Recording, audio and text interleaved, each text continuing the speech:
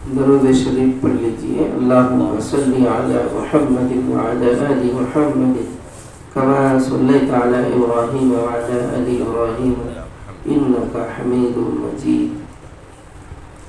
آپ نے گزشتہ مکہ مکرمہ کعبۃ اللہ کی تعمیر، حجر اسود کو لگانا اور قبیلوں کے بیچ میں بڑی خون ریزی سے حضرت محمد عربی کی حکمت عملی سے بڑی خون ریزی سے اپنے قبیلوں کو بچانا اور آپ علیہ السلام کی عمر شریف 35 کی ایج تک پہنچنا، یہ باتیں آپ نے گزشتہ سماعت فرمائی تھی.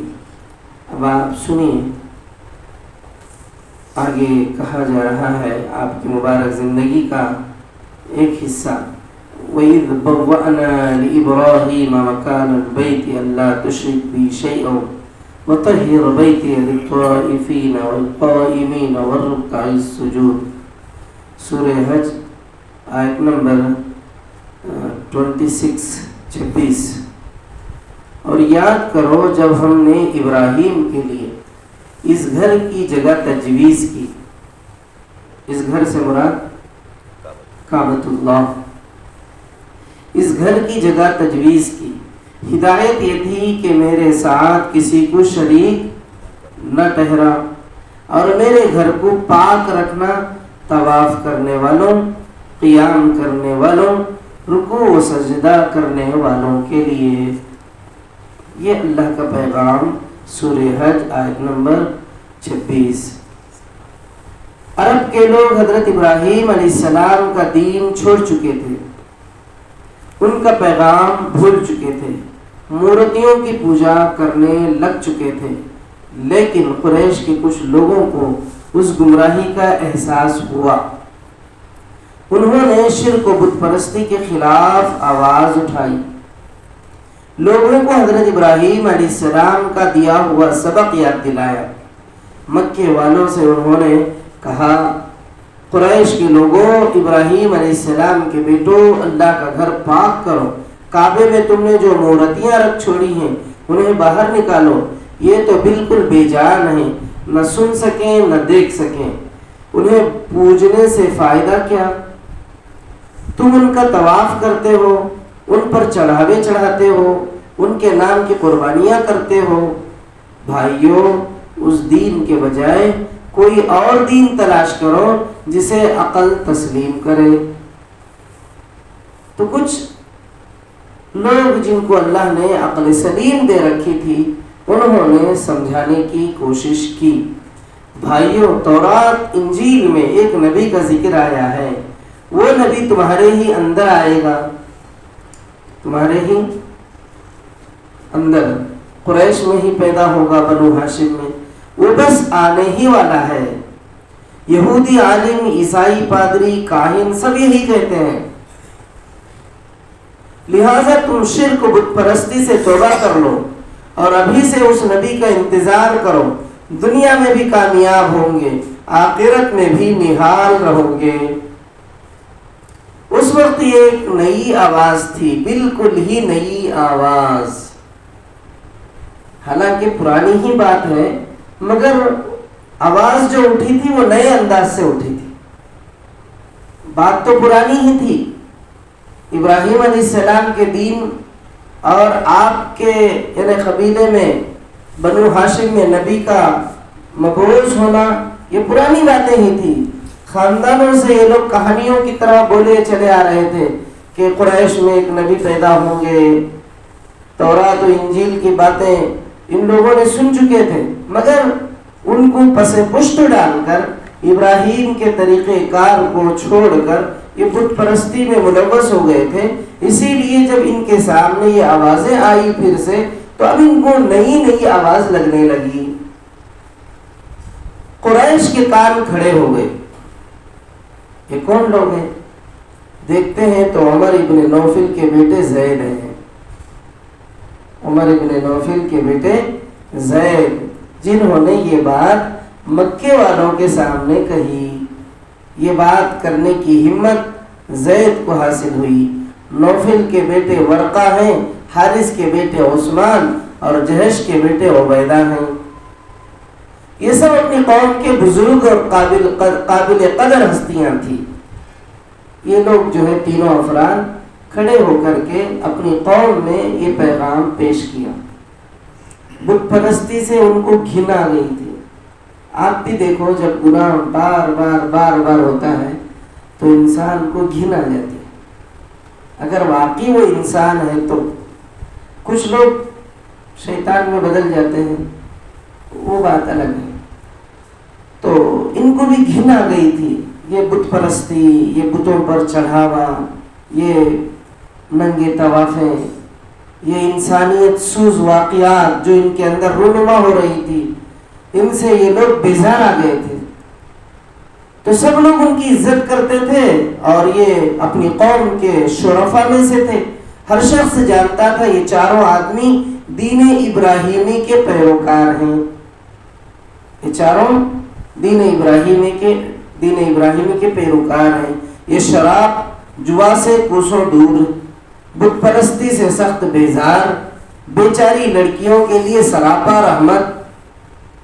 اس وقت میں لڑکیوں کا جو معاملہ تھا وہ آپ سے پوشیدہ نہیں ہے، مگر ان لوگوں میں اتنی شرافتیں تھیں کہ عورتوں کے لیے یہ بہت زیادہ شریف اور بت پرستی سے بالکل دور، جوا اور شراب سے بالکل بیزار۔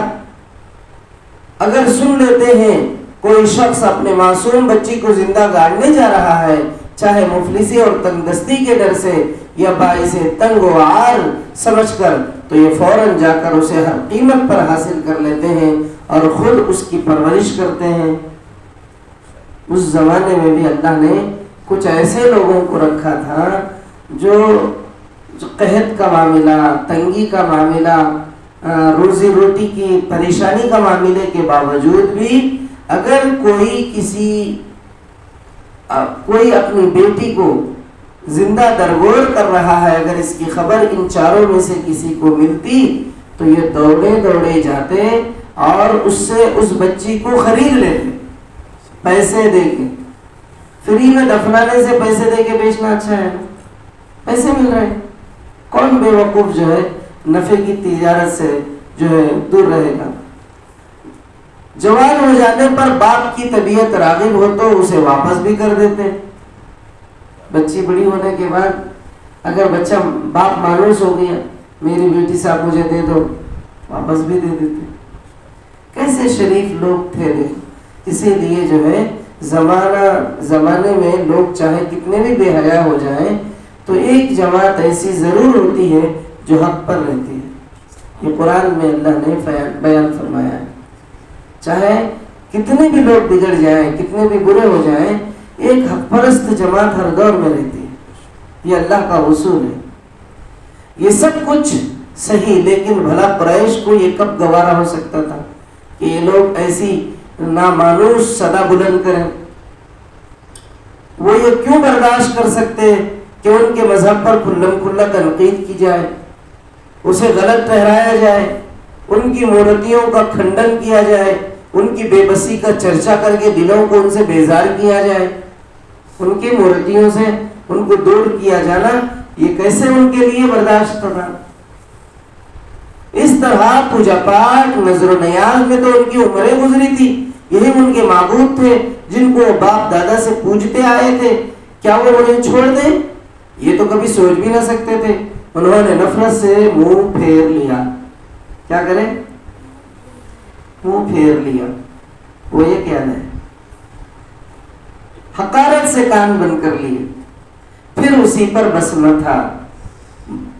بہتوں نے، بہت سو نے گالیاں دی، تالوں سے تیر چلائے ان کی طرف تیر۔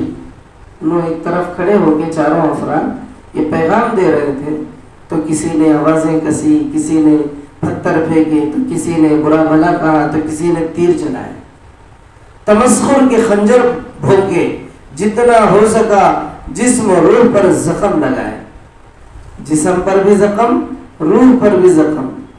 روح پر زخم زبان سے ہوتا ہے، جسم پر زخم پتھر اور تیر سے ہوتا ہے۔ اسی طرح ایک زمانہ گزر گیا، کوئی تو ہجرت کر گیا، کوئی عیسائی ہو گیا، دین ابراہیم پر صرف زید رہ گئے۔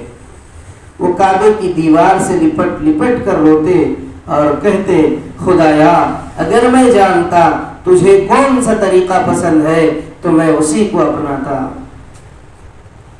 مگر مجھے معلوم نہیں۔ پھر بے اختیار سجدے میں گر پڑتے۔ تو ان کے یعنی کہ ان کے ستانے اور پریشان کرنے سے جو ہے ایک زید جو رہ گئے، باقی ہجرت کر کے کوئی چلا گیا، تو کوئی عیسائی ہو گئے، تو کوئی ہجرت کر کے مکے سے دوسری جگہ منتقل ہو گئے، مگر ایک زید رہ گئے اور مکے سے کعبے سے چمٹ کر جو ہے روتے گڑ گڑاتے اور سجدے میں گر جاتے اور اپنے رب سے کہتے خدایا اگر میں جانتا تجھے کون سا طریقہ پسند ہے تو میں اسی کو اپناتا، مگر مجھے معلوم نہیں۔ پھر بے اختیار وہ سجدے میں گر پڑتے۔ یہ حضرت زید کا معمول تھا۔ آگے آپ ان چار بزرگوں کے تعلق کے عقیدے کو لے کر آگے آپ انشاءاللہ سنیں گے۔ اللہ سے دعا ہے پروردگار ہمیں عمل کی توفیق عطا فرمائیے۔